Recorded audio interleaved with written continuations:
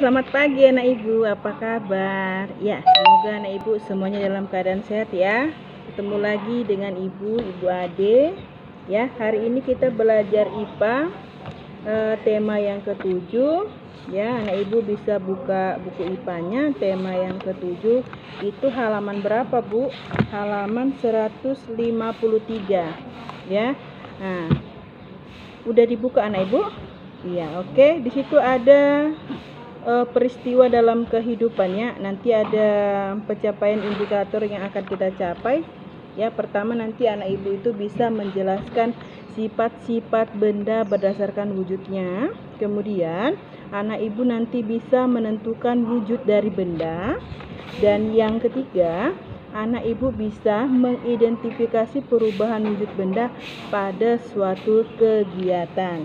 Ya, oke, kita masuk materinya. Itu di halaman 153 anak ibu bisa lihat dan anak ibu bisa juga baca ya, wujud benda dengan perubahannya.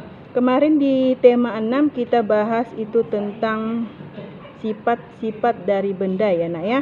Nah, kita ketahui bahwa wujud benda itu ada 3 ya, benda padat, kemudian benda cair, dan yang terakhir itu ada benda gas ya. Apa Bu ciri-cirinya? Nah, anak ibu bisa perhatikan di buku, kalau benda padat itu pada umumnya bentuknya tetap ya, kemudian volumenya tetap, ya, kemudian memiliki zat penyusun yang sangat rapat. Apa contohnya? Contohnya banyak ya. Kalau di rumah kamu nanti itu banyak kamu temukan ada buku, ada pensil, ada meja ya, dan lain sebagainya. Kemudian benda cair ya. Benda cair itu bagaimana Bu sifatnya? Ya, pertama bahwa bentuk yang daripada benda cair itu mengikuti wadahnya ya. Seperti air yang Ibu pegang ya di dalam gelas, kamu lihat kalau air ini Ibu masukkan ke dalam gelas ya, atau benda cair ini Ibu masukkan ke dalam gelas, maka bentuknya akan menyerupai gelas. Itu artinya ya nak ya. Kemudian volumenya bagaimana Bu? Volumenya tetap. Jadi kalau air kita pindahkan kemanapun, segitu juga volumenya ya, atau isinya. Kemudian zat penyusunnya bagaimana? Renggang ya nak ya. Nah, kemudian mengalir dari tempat yang tinggi ke tempat yang rendah. Apa contohnya Bu benda wujud cair? Ya, kalau benda wujud cair itu banyak ya nak, air, minyak, ya, oli, kecap, itu dan lain sebagainya ya. Kemudian yang ketiga, apa itu Bu? Benda gas ya. Kalau gas ini tidak dapat kita lihat tapi kita rasakan ya nak ya. Nah, kalau benda gas apa sifatnya? Kalau gas itu volume dan bentuknya itu berubah. Jadi lama kelamaan itu akan habis ya. Nah, contohnya apa? Seperti yang kita hirup dalam kehidupan kita sehari-hari. Yang kita hirup ini benda gas, yaitu oksigen ya, kemudian kita mengeluarkan karbon dioksida, itu juga gas ya.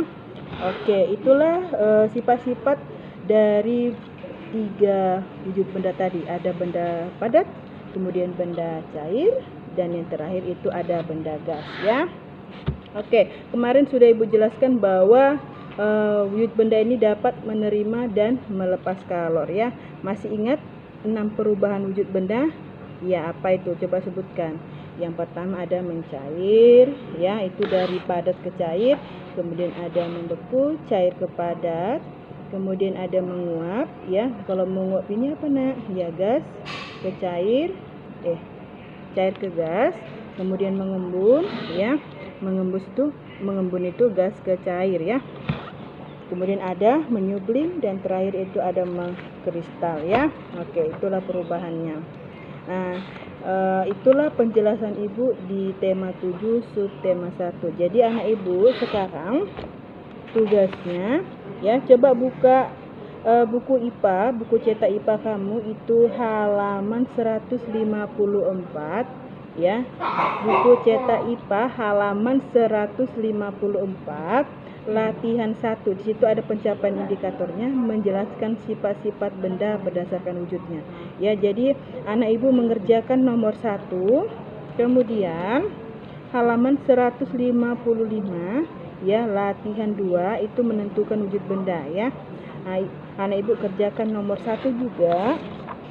Kemudian halaman 156 ya. Di latihan 3 itu mengidentifikasi perubahan wujud benda pada suatu kegiatan.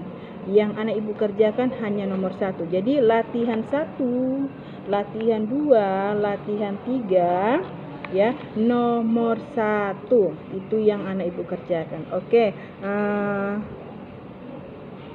Demikianlah penjelasan yang ibu berikan. Semoga anak ibu dapat mengerti dan memahami ya. Jika anak ibu nanti belum paham dan belum mengerti, bisa ditanyakan kepada ibu melalui WA pribadi ibu ya. Oke, ibu akhirin pembelajaran kita hari ini. Ibu ucapkan terima kasih. Selamat pagi. Namo Buddhaya.